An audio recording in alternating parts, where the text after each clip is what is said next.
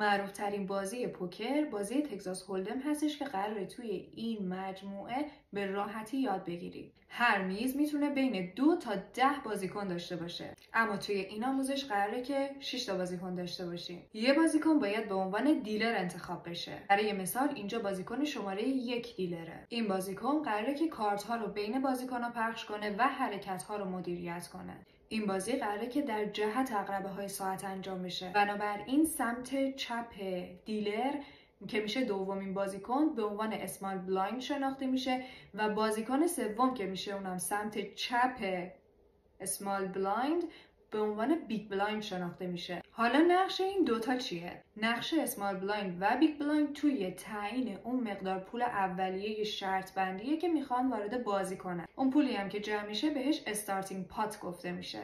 این دوتا بازیکن بیچاره قراره اصلا قبل از اینکه دستی داده بشه و کارتی ببینن و بفهمن اصلا شانسی دارن یا ندارن مقدار پول مشخص کنن. البته هر بار که بازی تموم میشه این گردشی میچرخه، اینجوری نیست که همیشه یه نفر این کارو بکنه. دیگه شطوریه که در خونه شما میشینه.